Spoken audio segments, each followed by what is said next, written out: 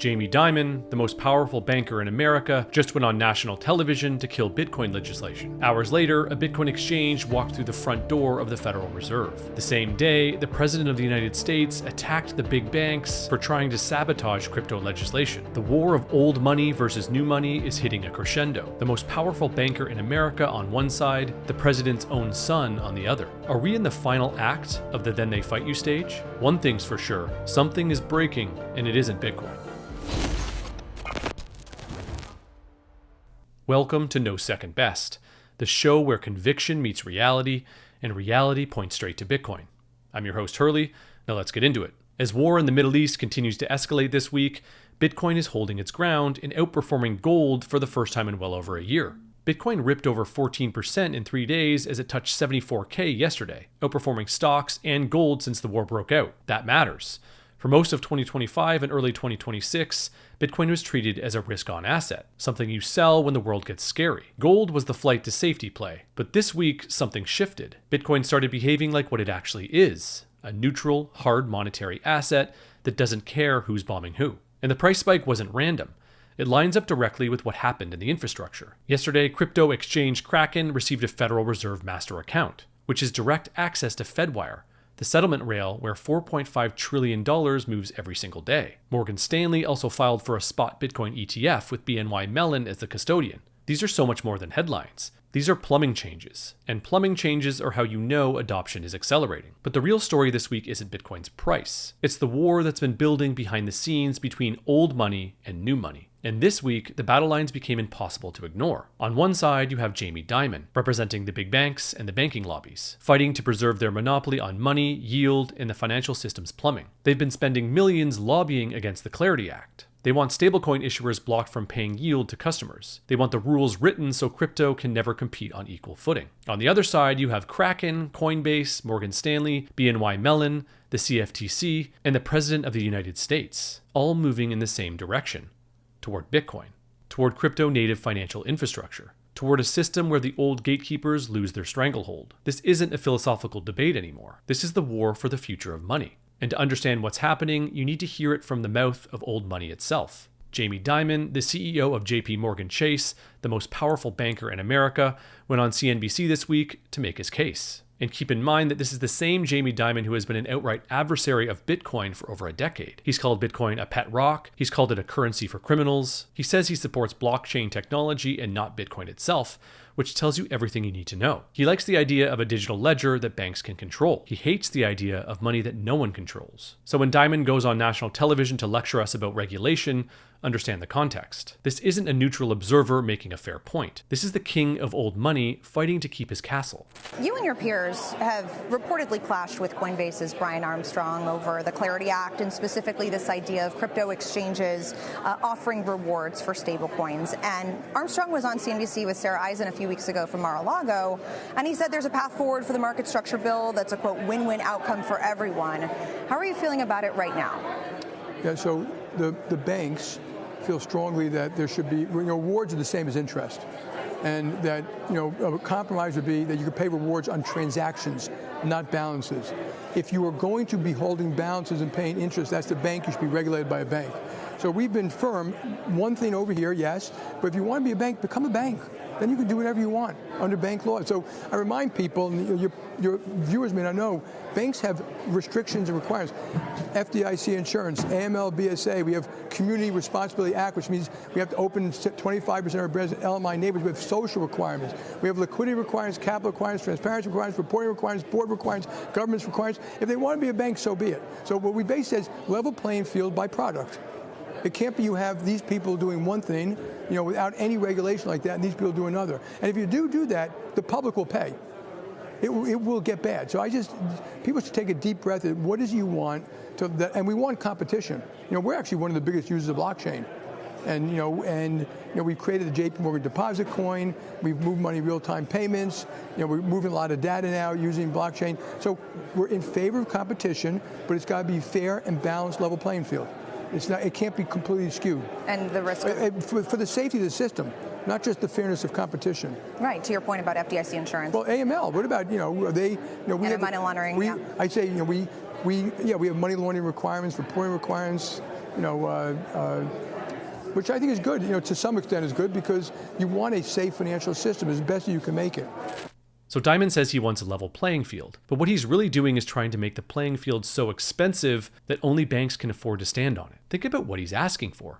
He wants crypto companies to carry FDIC insurance, community reinvestment obligations, liquidity requirements, board governance mandates, the full weight of a regulatory apparatus that was designed for fractional reserve banks, not for companies holding one-to-one reserves backed by US Treasuries.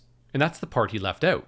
Stablecoins don't rehypothecate customer assets. They don't lend your deposits out 10 times over. They hold treasuries, dollar for dollar. The Genius Act already explicitly forbids stablecoin issuers from doing the things that make banks dangerous in the first place. So when Dimon says level playing field, what he really means is make them carry the costs of our broken model so they can never compete with us. This isn't a call for fairness, it's a call for protection. And it's coming from a man who has called Bitcoin a pet rock, while his own bank was paying $39 billion in regulatory fines over the last 2 decades. That's not a level playing field advocate. That's a monopolist. As Matt Hogan put it, imagine if stablecoins were the status quo and someone proposed fractional reserve banking. We would laugh him out of the room. Now, before we go any further, there's a reason this matters beyond banks and crypto companies arguing over legislation. This fight has reached the highest levels of government. And I'll be honest, the way it's playing out is kind of hilarious when you think about it. Within hours of Dimon's CNBC appearance, President Trump posted a direct response attacking the banks for trying to undermine the Clarity Act and the Genius Act. Eric Trump followed up even harder, calling the banking lobby's efforts anti-American and anti-consumer. Now step back and appreciate the irony for a second. Donald Trump, of all people, is the face of new money in this war. And I'd argue it's largely because his own son, Eric, has gone completely all in on Bitcoin and is actively fighting the big banks. The Trump family, long associated with old money real estate wealth, is now the loudest voice in the room arguing for a decentralized financial future. I didn't have that on my bingo card 5 years ago, but here we are. Whether you like Trump or not, the political signal is real. The President of the United States is publicly taking the side of crypto against the banking establishment. This tells you the political calculus has changed. Bitcoin and crypto are a constituency now. They're a voting bloc. And the banks are losing the political war just as fast as they're losing the technological one. Now here's where it gets really interesting, because Dimon's whole argument rests on one assumption, that the banking system he represents is the responsible, well-regulated, safe alternative to crypto's Wild West. But we all know that's a load of crap. Jeff Snyder has been tracking the financial system's plumbing for decades, and what he's been documenting this year tells a very different story about the system Dimon claims to be protecting. What Jamie Dimon artfully called cockroaches, and the importance of the cockroaches were not just that there's a bunch of bubble behavior, overextended, over-leveraged risk taking in the private credit space, but there was basically no controls over it. We expect that the big banks who have been burned in the 2008 crisis and repeatedly along the way would at the very least have done a little bit of due diligence and underwriting in extending credit to these shadow banks before they extend credit to the rest of the borrowing public. What we found out in these cockroaches is that nobody cared to do even the most minimum underwriting or due diligence. That's what these cockroaches uncovered, was stunning levels of fraud and just basic fraud. For example, a bank would lend funds to like Tricolor or First Brands, expecting that they were basically safe in doing so because Tricolor or First Brands are now MFS, issued collateral against those loans. So you think, okay, worst case scenario, this little firm, this shadow bank blows up, but I've got collateral that I can depend upon. I'm protected. But nobody ever checked the collateral. Was it real? Was it what they thought it was? And so in case after case, what became clear is that the collateral was either fraudulent, double posted. And what it really suggests and what it really pointed to is that nobody did any homework. The bubble behavior that went on for years was a lot worse than we thought it was. And so the importance of the cockroaches is that one after another, it showed nobody has any idea of what these credits actually look like. Whether it's the actual credit providers, the shadow bankers themselves, those who are providing the leverage and the funding through the banking sector, or even the hedge fund investors or the institutional investors who seeded these shadow banks to begin with. Nobody did any of the basic standards of due diligence and underwriting. They just lent because everything seemed to be just fine. And if everything seems to be just fine, then it's easy to buy into that fairy tale fantasy of high returns with no risk. So that's the system Jamie Dimon wants to protect. Shadow banks running billions through the system with zero due diligence. Double posting collateral, outright fraud, and the big banks, the ones with all those regulations Dimon is so proud of, they were the ones extending credit to these shadowy lenders without doing basic homework. So let me get this straight.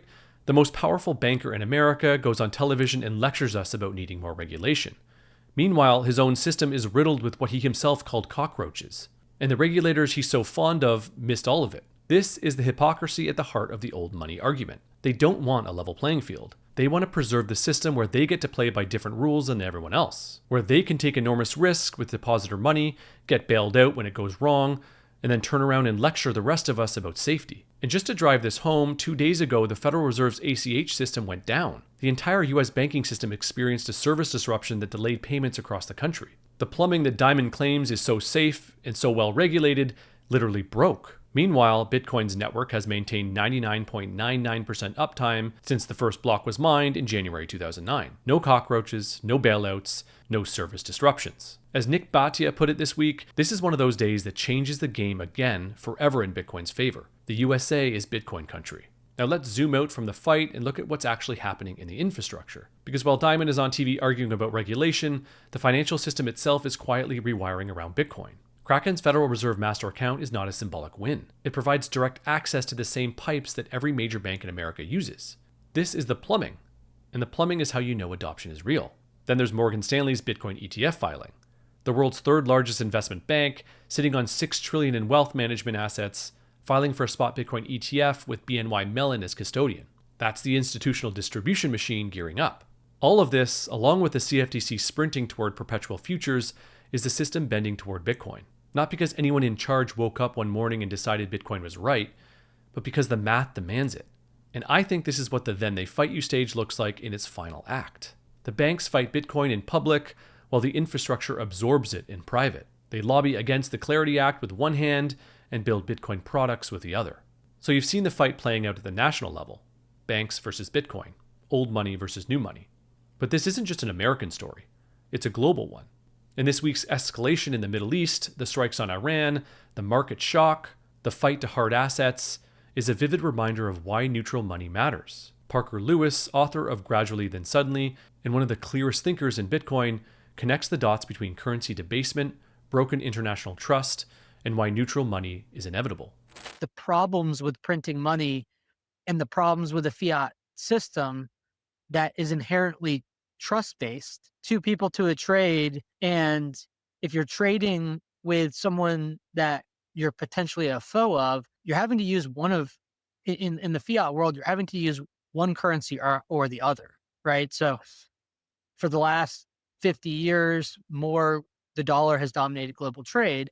But if you are China or Russia, or, if you're looking at what the United States did to Russia, kicking it off of SWIFT and functionally seizing all of their treasuries, that puts the currency in the center of a political fight, an economic fight, and potentially what he would call a military fight or a kinetic fight. But a root problem of the impairment of effectively like trade as the other side of war is the money and the problem of money printing.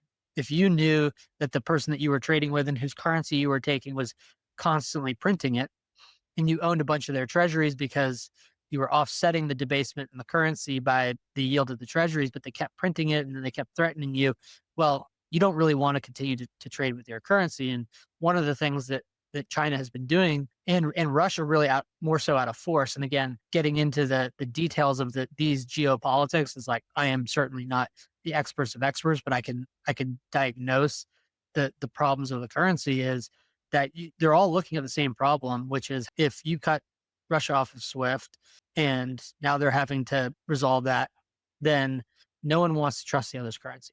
Russia wouldn't want to trust China's currency. China wouldn't want to trust Russia's currency. Neither of them want to trust the United States currency, even though there's talks about Russia getting back onto the dollar system. It's like that bell has been rung. The fight between banks and Bitcoin isn't happening in a vacuum. It's happening against the backdrop of a global monetary system that's losing legitimacy in real time. And you can see it playing out right now with what's happening between the US and Iran. When every nation is printing and debasing and every currency can be weaponized or frozen at will, the only answer is neutral money. And that's not gold. Gold has been confiscated every time it became too effective as an escape valve. It's not stablecoins or CBDCs. Those are just digital versions of the same broken trust. It's Bitcoin. Open, neutral, auditable. No nation controls it. no central bank can print more of it, and it's not subject to ACH outages or shadow bank fraud, or cockroaches hiding in the plumbing. The old money order isn't just losing to Bitcoin companies in a legislative fight, it's losing credibility on a civilizational level. The Iran conflict is just the latest proof that the monetary system built on trust between nations is breaking down. And the only asset that doesn't require trust between nations is Bitcoin. And this is exactly why having a long-term strategic approach to accumulating Bitcoin matters more than ever. The noise is louder than it's ever been. The volatility can shake even the strongest conviction, but underneath all of it, the structural case for Bitcoin has never been stronger. And this is what Swan Private is built for. If you're serious about building generational wealth in Bitcoin, not trading it, not timing it, but positioning yourself for where this is all going, Swan Private gives you a dedicated team. Real people, concierge level service, tax advantaged accounts, advanced custody solutions, everything you need to build and protect a meaningful Bitcoin position. To learn more about Swan Private, visit swan.com/no-second-best. So let's bring this all together. Bitcoin is winning. The banks are still fighting, but they're fighting and surrendering at the same time. They lobby against crypto legislation with one hand and build Bitcoin products with the other. They lecture about safety while their own system crumbles from the inside. And meanwhile, Bitcoin just sits there.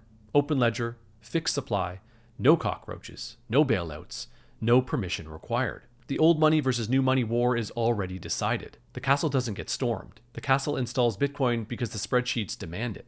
And every day, the distance between Bitcoin and the center of the global financial system shrinks a little more. Bitcoin has already won this fight. Most people just don't see it yet. But the plumbing, the politics, and the macro are all pointing in the same direction. And none of it is going backwards. But now I want to hear from you. Do you think the banks can actually stop what's coming? Or is Dimon's CNBC appearance the banking elite's blockbuster moment?